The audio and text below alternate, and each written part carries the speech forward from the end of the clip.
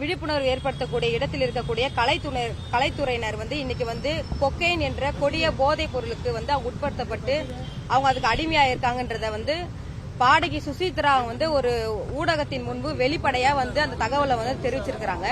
இது சம்பந்தமா எமது தமிழர் முன்னேற்றப்படை சார்பாக பாடகி சுசித்ரா வெளிப்படையா சொன்ன அந்த போதைப் பொருள் சம்பந்தமா இன்னைக்கு செயலாளர் மதுவிலக்கு மற்றும் ஆயத்தீர்வுத்துறை தமிழ்நாடு அரசு அவர்கிட்ட புகார் மனு கொடுக்க வந்தோம்.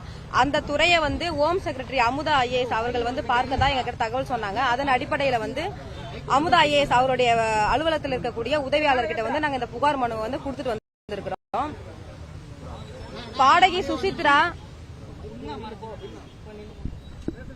பாடகி சுசித்ரா ஒரு ஊடகத்தின் முன்பு வெளிப்படையாக நடிகர் விஜய், அதாவது தளபதி விஜய், இரண்டாவது த்ரிஷா, பிரபல நடிகர்களான தனுஷ், ஆண்ட்ரியா, விஜய் யேசுதாஸ், பாடகி சுசித்ரா அவர்களுடைய முன்னாள் கணவர் கார்த்திக், இவங்க அனைவருமே நடிகர் விஜய், தளபதி விஜய் அவர்களுடைய குடும்ப நிகழ்ச்சிகளிலும் விருந்தோம்பல் நிகழ்ச்சிகளில அதாவது கொடிய போதைப் பொருளான கொக்கைனை நடிகர் நடிகைகளுக்கு, அது பிரபலமான நடிகர் நடிகைகளுக்கு இதை கொடுத்து பயன்படுத்துறதா வெளிப்படையா ஒரு தகவலை சொல்லியிருக்கிறாங்க.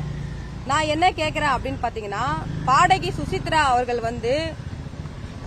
ஆதாரம் இருக்கிறதுனாலதான் ஒரு ஊடகத்தின் முன்பாக பிரபலமான நடிகர் நடிகைகள் இந்த கொக்கைன் போதைப் பொருளை பயன்படுத்துறாங்க அப்படின்னு சொல்லியிருக்கிறாங்க.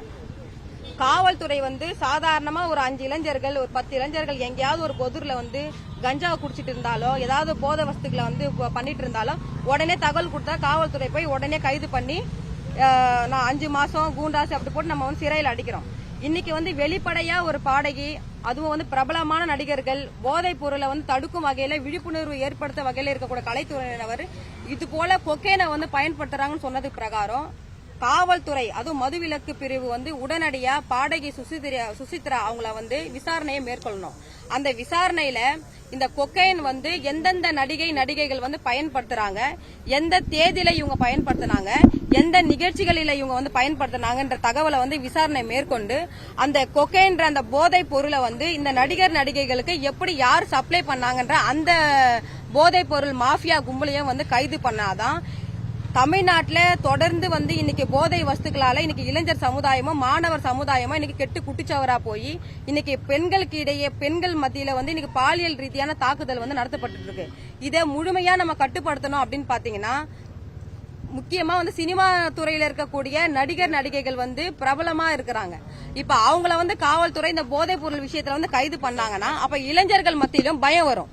இப்ப நடிகர்களே இப்ப போதைப் பொருட்களை பயன்படுத்தி இவ்வளவு சல்லாபமா இவங்க வாழ்ந்துட்டு இருக்காங்க அப்படின்றப்ப அவங்க மேல எந்த நடவடிக்கை எடுக்காம நம்ம மேல நடவடிக்கை எடுக்கிறாங்க. இப்ப இன்னைக்கு இளைஞர்களும் என்ன பண்ணுவாங்க, மாணவர்கள் என்ன பண்ணுவாங்க, கஞ்சா குடிச்சிட்டு ஜாலியா சுத்துவான், எல்லா கிரிமினல் ஆக்டிவிட்டிஸ்ல இருப்பான், எல்லா பெண்கள் மீதான பாலியல் தாக்குதல் நடத்துவான். அப்ப காவல்துறையும் தமிழ்நாடு அரசும் உடனடியா இந்த நடிகர் நடிகைகள் மீது தனுஷ், தளபதி விஜய், ஆண்ட்ரியா, த்ரிஷா, விஜய் யேசுதாஸ், பாடகி சுசித்ராவுடைய முன்னாள் கணவர் கார்த்திக், இவங்க எல்லாரையுமே காவல்துறை விசாரணை வளையத்துக்குள்ள வர வச்சு இவங்களுக்கு கொக்கைனை யாரா சப்ளை பண்ணாங்க, இவங்க போதைப் பொருளுக்கு அடிமையா இருக்காங்கன்றத மருத்துவ பரிசோதனை செய்யணும். இவங்க எல்லா நடிகைகளுக்கும் மருத்துவ பரிசோதனை செஞ்சு இவங்க எந்த நேரத்துல எந்த தேதியில இவங்க போதைப் பொருளுக்கு அடிமையா இருக்காங்க, இந்த கொக்கைன் யூஸ் பண்ணிருக்காங்கன்ற தகவலை விசாரணையில மேற்கொண்டு கடுமையான நடவடிக்கை எடுக்கணும்னு எனக்கு புகார் மனு கொடுத்திருக்கிறோம். இது மட்டும் இல்லாம இவங்க இந்த போதைப் பொருளுக்கு அடிமையானது இல்லாம இவங்க அடிக்கிற கும்மாளம் கூத்துல இன்னைக்கு பட்டியல் சமூக பெண்களை இழிவு செஞ்சு வேற பேசிருக்காங்க. அந்த பாடகி சுசித்ராவுடைய முன்னாள் கணவர் கார்த்தி என்றவன் ஒரு ஆடியோல பேசிருக்கான். இப்ப அவரே என்ன பண்ணிருக்காரு, இது என்னோட வாய்ஸ் கிடையாதுன்னு புகார் கொடுத்திருக்காரு.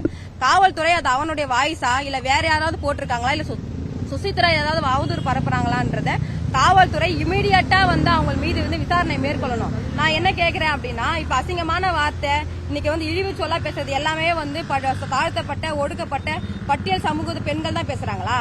சினிமா துறையில இருக்கிறவங்களுக்கு அதுவும் அது போல கலாச்சாரம், நம்ம அந்த ஆச்சாரமான குடும்பம் அப்படின்னு சொல்லி பேசுறான். ஆச்சாரமான குடும்பத்தில் இருக்கிறவன் யாரும் வல்கரான வேர்டு எதுவும் பேச மாட்டானா?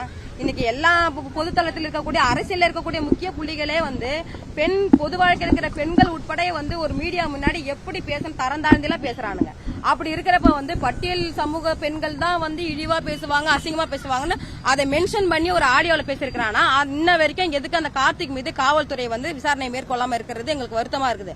அதனால தொடர்ந்து வந்து இந்த நடிகைகள் வந்து சமூகத்தினரிடையும் பொதுமக்களிடையும் குந்தகம் விளைவிக்கிற அளவுக்கு, கலவரம் மூன்ற அளவுக்கு இவங்க பேசுற பேச்சை வந்து காவல்துறை கடுமையா நடவடிக்கை எடுத்து தடுக்கணும்னு இப்ப புகார் மனு கொடுத்திருக்கிறேன்.